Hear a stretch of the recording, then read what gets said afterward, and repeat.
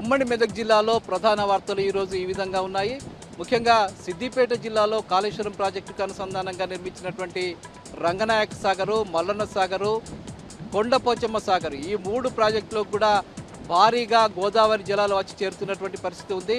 రంగనాయక సాగర్ పూర్తి సామర్థ్యం 3.5 టీఎంసీలు కాగా ప్రస్తుతం అందులో సుమారు 3 టీఎంసీల నీళ్లు వచ్చి చేరుతున్నటువంటి పరిస్థితి. ఇక మల్లన్న సాగర్ కెపాసిటీ 50 టీఎంసీల నీటి సామర్థ్యం కలిగినటువంటి రిజర్వాయర్ కాగా అందులోకి ఇప్పటికే దాదాపు 14 టీఎంసీల నీళ్లు వచ్చి చేరుతున్నాయి. మరొక వారం రోజుల పాటు ఇలాగే పంపింగ్ కొనసాగేటువంటి పరిస్థితి అక్కడ కనిపిస్తుంది. సుమారు 20 టీఎంసీల నీళ్లు అక్కడికి చేరేటువంటి పరిస్థితి ఉంది.